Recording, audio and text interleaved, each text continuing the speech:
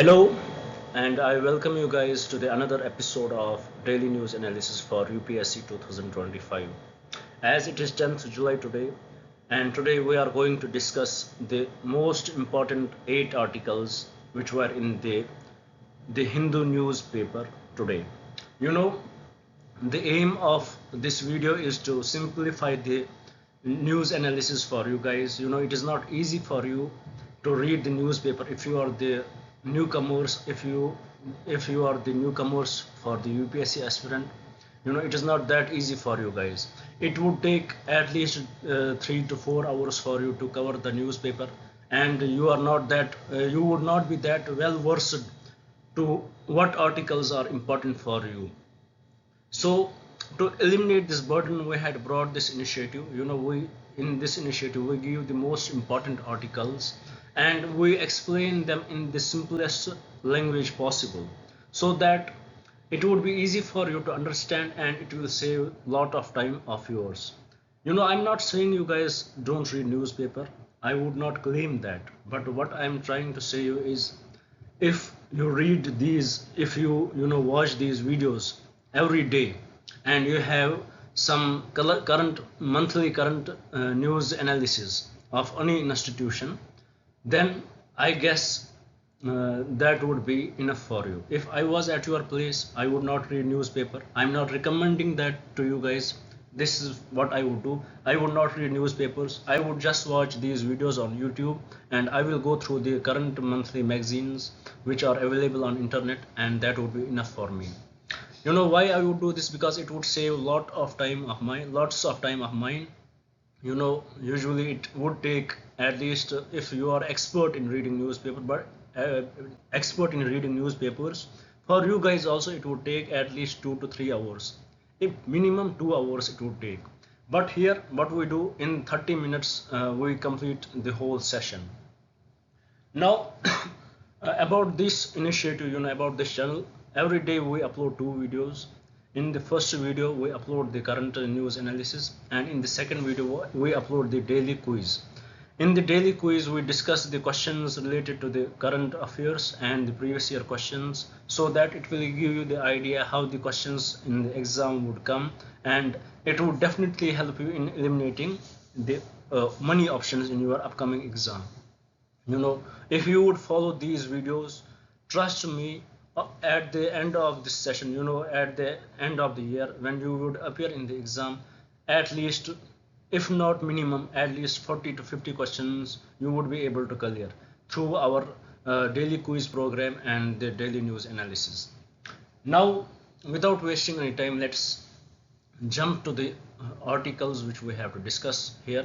Let us see what are the articles which we have to discuss. First, it is the PM's visit to Russia. We will discuss it. Then the conditions in Jammu and Kashmir. Then ICET initiative. Then Naxalism in Chhattisgarh.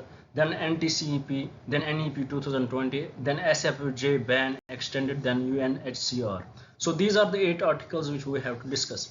Now let's move to the first article, which is about the PM's visit to Russia. After after the elections in our country, PM Modi came again, and he was re-elected for the 3rd time as the Prime Minister of our country. And after he was re-elected, it is his first official visit to any country. So he chose Russia for that. And this visit has the huge significance in the current geopolitics of the world. अगर हम देखेंगे जो current world की situation है, we are going through money wars. We see Russia Ukraine war. It is been now 3 years at least. we have at most 3 years और going for, मतलब अभी इस वॉर के पीछे जा रहे 3 साल गुजर गए. We are seeing Gaza Israel war is going on. So the geopolitical condition is not that good. The world is divided into 2 blocks. One, the US led block, and another in, मतलब कि अगर हम देखेंगे तो अगर हम दूसरा block लेंगे, और those which are against West. One is the world with the West, and the another is US and the West, and the another is against West and the US. So right now there is nothing called non-alignment movement or non-alignment for India or other countries. So this non-alignment जो India की थी policy, that has changed to the multi-alignment. That is the another topic. But right now let's come back to this topic. जब ऐसी situation दुनिया में चल रही है, जब when world is divided into two blocks, wars are going on, it is मतलब waste और बाकी के दरमियान जंगें छड़ी हुई है, इस वक्त जंगें हो रही है. So at that time India chose to go to Russia. When Indian PM chose to go to Russia, it has raised many voices because we see, हम अगर देखेंगे मतलब condition क्या है, Russia is against West and the US, and any support to Russia shows that anybody who is supporting Russia shows that he is against, that country is against the West. And same happened right now. When India chose to go to Russia, their voices were मतलब आवाज़ें आई from the US, from the Ukraine, that this is the bad decision of India to right now to go to Russia. But in response, India ने क्या बोला? India said that Russia में what PM said that Russia is our all-weather friend. Russia has been our friend since the Cold Age era. Russia has been our friend since it was USSR. Russia has been our friend since the USSR was divided and its successor state was Russia. So for India, Russia is the all-weather friend. And to be honest, India cannot go against Russia because they had always supported us. When we did our nuclear program, they did not put any sanctions on us. They did not voted against us. And also they are the highest source of they were the highest major in 1960s. They were the major arms supplier for India. So Russia has been always important for us. And also in response to that, India has always supported Russia. For example, अगर हम इस war की बात करें, the Russia-Ukraine war, India has never officially raised a voice, officially criticized Russia. India ने कभी officially Russia को criticize नहीं किया है. Even it is said that India has unofficially supported Russia in this war by the trade we are doing with Russia. Also, तो ये कहा जाता है, and also India knows that, मतलब इंडिया की एक पॉलिसी रही है कि we are always against the aggressors. But here India knows that Russia is the aggressor. India knows that their attack on Ukraine is not justified, but still India supports them. Why? Because we think of, in international world, the countries think of themselves. Countries are very much selfish, and it is good to be selfish for the countries. They think for their benefits, their personal benefits. They want self-interests. So India has never criticized Russia, and they had always supported Russia in this situation. And also India is showing the pro-Russian tilt. We have bypassed Western economic sanctions. India is buying the Russia's oil. Over $55 billion of oil India has brought from Russia. So the trade in the oil is huge. Even though there are sanctions on the Russia, we had seen that this oil trade with Russia, it has surpassed Saudi Arab also. And India has always abstained from votes in UN against the Russia. So in a nutshell, we can say that India prioritizes the relationship with Russia. On the same time, जहाँ वो Russia को support कर रहे हैं, जहाँ वो they are not raising voices against it, they are showing the pro-Russian tilt. At the same time, they are trying to mediate. They are being a good friend. They are, in their personal visits, they are, they talk with Russia and say them that war is not the solution. India has always insisted the war is never a solution. PM Modi also said that a peaceful solution is not formed in battlefield. PM Modi brought up many issues like the human suffering issues and all that. And this all happened at the time when NATO summit was going, मतलब कि ये this visit of the PM Modi's visit of the Russia, it was at the same time when जब NATO की summit हो रही थी US में, it is at the 5th anniversary of the NATO. अगर हम दूसरे तरीके से रशिया का सिचुएशन देखेंगे, राइट नाउ रशिया और यूक्रेन का वॉर चल रहा है, and we will see that एक ट्रीटी साइन हुई between Ukraine and Poland. And one thing we should know that with respect to NATO we are talking right now, that Poland is the NATO member, and in that treaty, what is said that in that agreement that Poland can attack on the Ukrainian soil against Russia. If that happens, it will take a drastic change, according to me. क्योंकि तब क्या होगा, तब सीधे conflict में there is no direct conflict between NATO country and Russia. If that happens, if NATO country and Russia will come on direct fronts, if Poland will do so, it will have the devastating impact on the geopolitics of the world. और दूसरी बात अगर हम देखेंगे, जो India has also played the mediator role, India मतलब कि India mediate कर रहा है रशिया और यूक्रेन के दरमियान. They had always in their official visits, or we can say not publicly but privately, I would say, उन्होंने रशिया को हमेशा बताया कि war is not the option. So they are trying to mediate, and India has these qualities that they can mediate. Now comes the question how we are, मतलब कि हम कैसे Russia, मतलब जो ये रशिया यूक्रेन का वार चल रहा है, how we are financing the funds to Russia. We are not directly financing funds to Russia, don't confuse yourself here, but we are, the trade we are doing with Russia, which is above 65 billion, which has increased. Our trade with Russia was very low. It was only limited to the security, it was only limited to the arms and all that, but now our trade with Russia is 65 billion.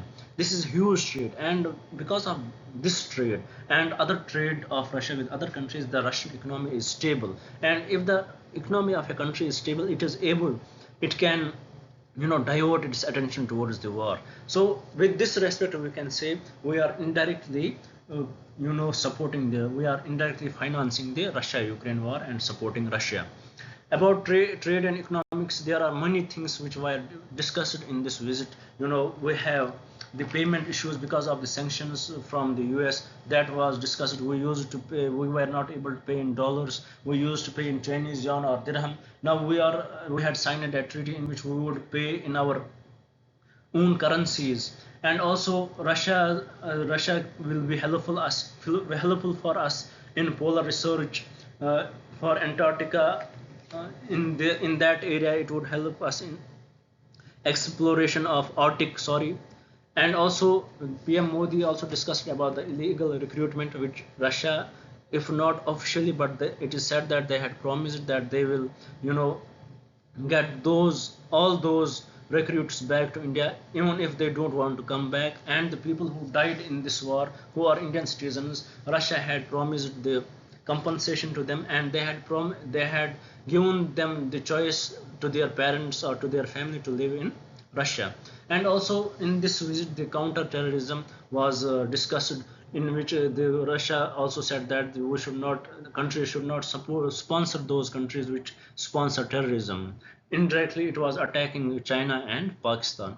So this was about the PM's visit to Russia, its impact on geostrategic position, its impact in the world, its impact on the NATO, how the West would look at it, and what was India's stand over this issue, and what were the important points which were discussed. For example, in trade, we discussed about the payment issue, about polar research, we discussed about new trade routes from Chennai to far east of Russia. Then we discussed about illegal recruitments which were recruited by Russian government through agencies, and also we discussed about counter-terrorism.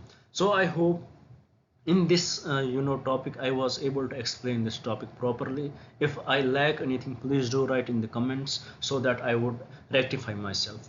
Now the next article, it talks about the alarming trend in Jammu and Kashmir. If you have a slightest idea of Jammu and Kashmir, you would know that it has been the hotbed of terrorism from very long, from late 1980s. But at that time till 2016, the main focus of the terrorists was the Kashmir region, the Srinagar region, the whole Kashmir region, or we can say the North Kashmir region, Kapwara region, Baramulla region. That was the main concern of the terrorists. But by the time after, I would say, after 2010, they shifted their focus from the central Srinagar to they shifted towards the south of Kashmir, to the Pulwama area, Anantnag area, and they were active in that region. And most of the attacks used to happen in that region, and the attacks were in the North Kashmir region. The attacks came down, but now the trend has changed. They had left. Now the attacks in Kashmir region had reduced to the highest extent. It thanks to the how Indian government handled the situation, how they collaborated with the people in Kashmir, how money agencies played their role, and they had helped in reducing this tension in Jammu and Kashmir. Now this tension has shifted. For example, they led the operation Sarp Vinash. It almost ended local support to the militants. Usually the local Kashmiris who were brainwashed, then they used to, I would not say brainwashed, they were miseducated. They used to support them. They were the underground workers of the militants. And now by the operation Sarpnivash, it almost ended. Now this trend has it has changed its direction. Now these attacks are often seen in Jammu region, which was the peaceful among them all. In the Jammu region there were least attacks. The population was very much peaceful there. They did not want any change, but these attacks have shifted to there. It is because of the topography of that region. There are many forests there where they can easily hide. These militants, they ambush the convoy and attack them. It is easy for them to escape. And also the people, they had turned towards they are supporting these militants because of some of the mishandling which has happened there. If we remember, from I guess 4 years ago, 4 months back, we saw an attack in Jammu region, in which after that attack फिर क्या हुआ कि जो army very much they mishandled that, and they accepted that they tortured few civilians, and this changed the direction. हमेशा एक बात याद रखो, जब भी civilian, when they love the army, that means the country is doing well, the army is doing well. If the civilians, they fear the army, then there is some problem in that area, and that fear has been increased by the torture of those civilians at that time. Now why these attacks are happening in this region? It is because of the weakness in Jammu region. वहाँ में armed forces are very less because of our जो हमारा इस वक्त concern है Ladakh area against China. It has been shifted there. Also there is poor intelligence gathering because of all these things. When collected, this leads to the attacks in Jammu region. I hope I was able to explain this thing to you. Now coming to the third article of today's discussion, it talks about ICET initiative. It is the initiative for critical and emerging technology. It is between US and India. It was signed, it was launched in 2022. इसमें क्या होता है कि जो it is the initiative for critical and emerging technology. In this, the idea is to promote cooperation between government organizations or private organizations or companies, and they help in creating the ecosystem where Indians and Americans can collaborate together. तो इसी में जो companies है वो अपने technology share करती है Indian companies के साथ. अगर हम एग्जांपल लेंगे, for example GE engine for F414 jet engine, the GE general electrical जो कंपनी, उन्होंने इसकी technology, they shared it's technology with the hall company, which its technology would be used in the Tejas fighter jets of India.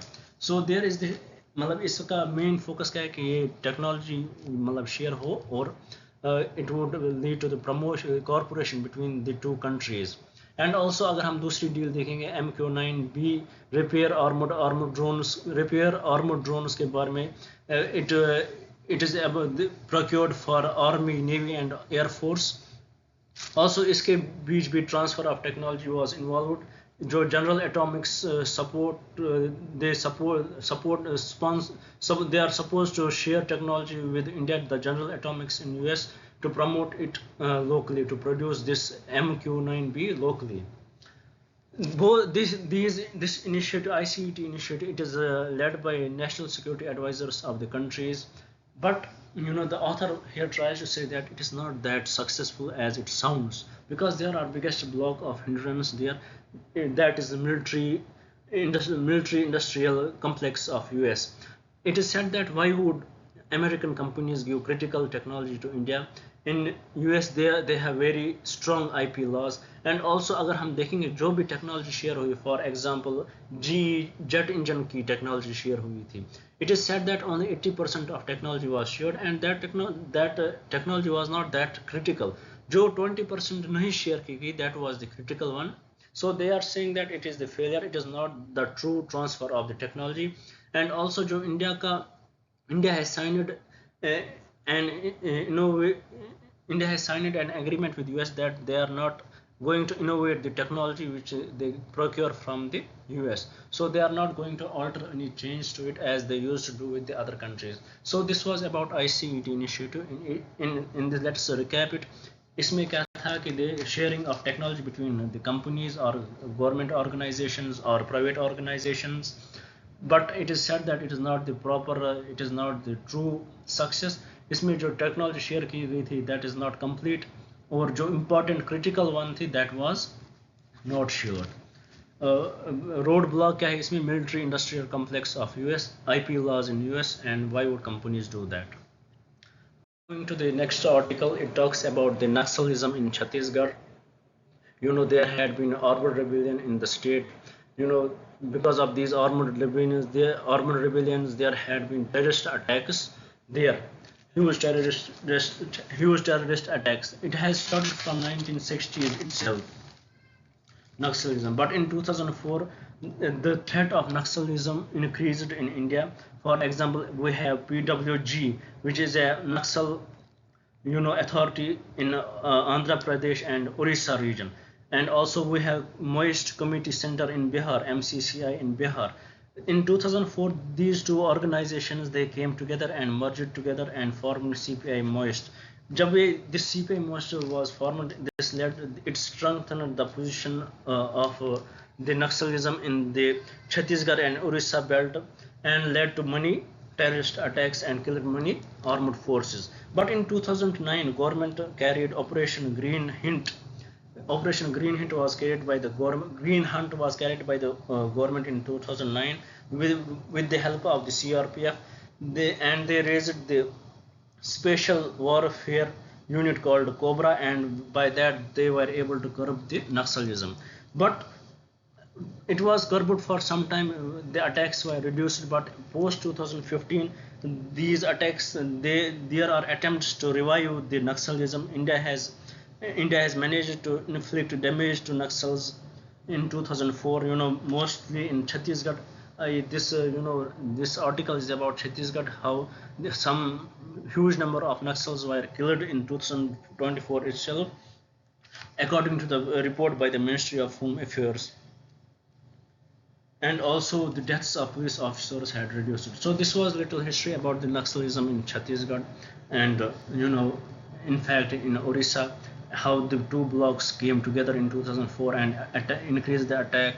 Then how the counter attack was done in a successful way by the Operation Green Hunt, led by the CRPF with the state police, and they raised the Cobra special warfare unit, by which they weakened the Naxals.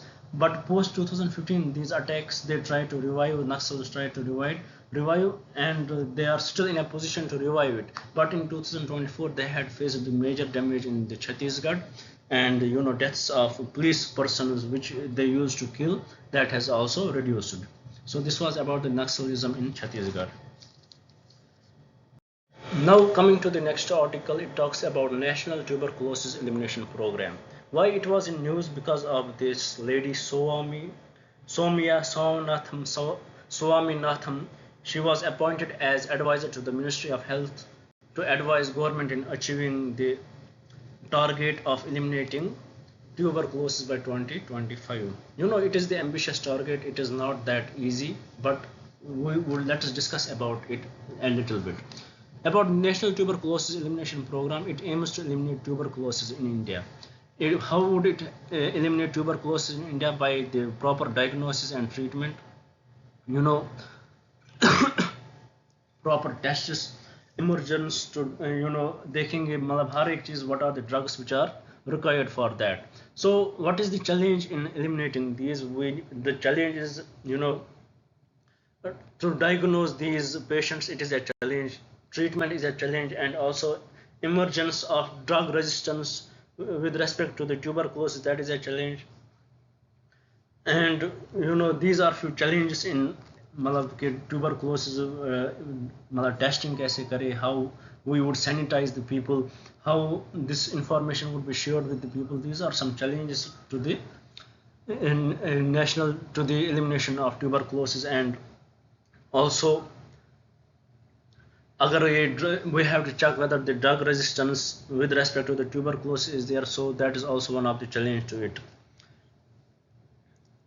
So they brought then the elimination, then tuberculosis elimination program was brought up. It is said that to eliminate the tuberculosis by 2025. It is implemented under National Health Mission through NTEP, which is National Tuberculosis Elimination Program. In it, early diagnosis will be done, right testing would be done, right treatment would be done, so we can eliminate it by 2025. It is the ambitious target. It is not that easy for us to get, but our hopes are high. We are working on it. If not 25, at least by 2030 we should be able to eliminate the tuberculosis. Why it was in news? As I already said, that Soumya Swaminathan, she was appointed as the advisor to the Ministry of Health to advise government in achieving this target. Now moving to the next article, which it talks about the National Education Policy 2020. This National Education Policy, it is about the reforming India's education system. It prioritizes learning outcome over getting marks. Usually जो India का learning system है उसमें सिर्फ इतना था हमें कि एक तो पास होने चाहिए और मार्क्स बहुत ज़्यादा आने चाहिए. So this NEP, National Education Policy 2020, it was the landmark change, or we can say it is the biggest reform in education system. इसका main focus है कि learning पे, ना कि तुम्हें marks आने चाहिए या तुम्हें मतलब कि पास होनी चाहिए. That is not its focus. Its focus is that you should learn.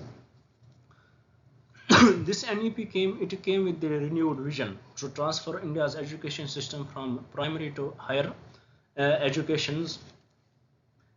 But there is a roadblock to it. Many states, they opposed it. For example, Tamil Nadu opposed it, Kerala opposed it, Orissa opposed it, Punjab and other states. But right now there has been some change in it. Tamil Nadu, Kerala and Orissa, they are looking to work with the center, but still Punjab, West Bengal, Delhi, they has not come on board with the center.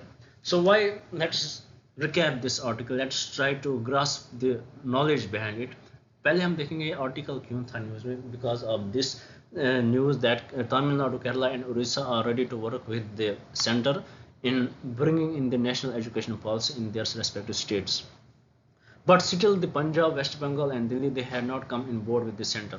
This national education policy जो 2020 की थी, it is said that it is the landmark reform in the education history of the India, because it focuses on reforming India's education. It prioritizes learning over getting marks or getting pass in the exam.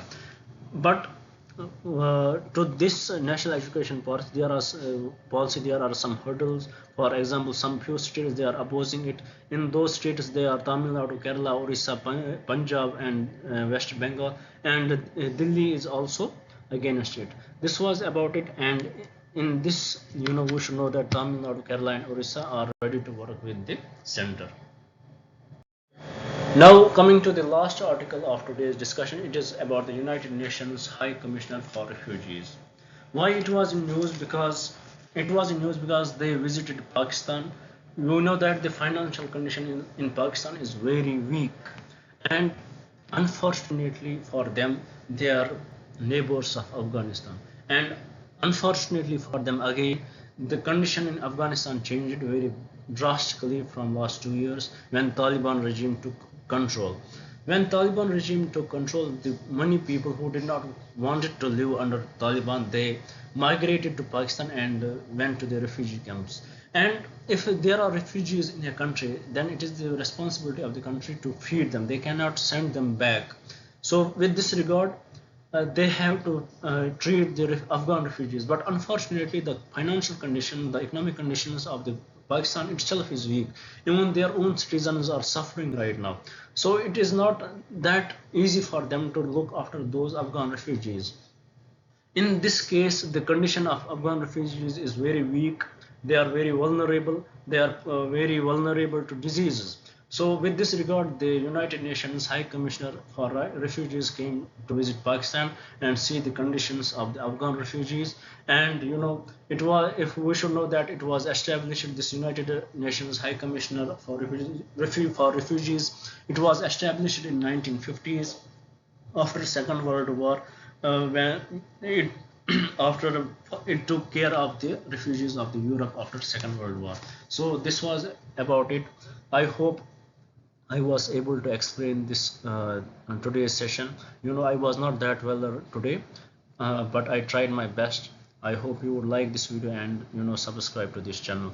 Now let us give a little recap what we discussed today. First, we discussed Modi's visit to Russia, its impact in the world, how the West is against this visit, how they tweeted about it, and how it coincided with the NATO summit, and what was India's stand, how PM said that Russia is our all-weather friend. We had been friends since since the days of the history. We have been friends since the USSR time. We are friends right now. Russia has always supported us, and also we had supported them. We cannot go against them because our trade is dependent on them. They had helped us in developing our armored forces. They had supported us in our nuclear program also. So in this visit, many things were discussed. For example, the trade and economic relations, our payment issues.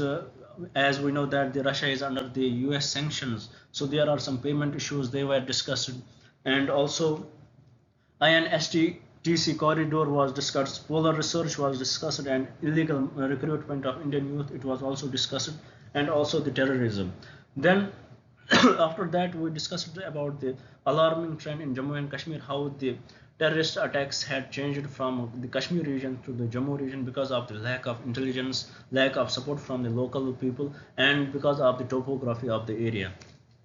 Then after, we discussed about the ICET initiative. It is initiative for critical energy technologies, how the companies from US or organizations from the US and India are ready to share the technologies. But the author says it is not the successful one because it is questioning the IP laws in the US. How would the companies share their information with share their technology with India? And if they had shared the technology, that is least useful for us, because they shared only that part which was not that critical. The critical part they had not shared. So the author tries to say that it is a failure initiative. Then we discussed about the Naxalism in Chhattisgarh, how it has changed from the course of time. When in 1960s we saw it is beginning, then in 2004 it reached its peak. In 2009 we retaliated with the iron fist. In 2015 it started to revive, and in 2024 we gave them the highest damage in Chhattisgarh, and the damage to the police officials was reduced. Then after the Naxalism in Chhattisgarh, we discussed about the National Tuberculosis Elimination Program. In this, why it was introduced, because Swami Swaminathan, she was appointed as the advisor to the Ministry of Health to advise the government in achieving the target of elimination of tuberculosis by 2025. It is implemented under National Health Mission through National Tuberculosis Elimination Program. We discussed about it. We discussed what are the challenges. For example, diagnosis is the challenge, treatment is the challenge, drug resistance is the challenge. We discussed how it can be achieved by right testing, right treatment. we can by early diagnosis we can eliminate it by 2025. It is the ambitious program, but still this is very good to follow.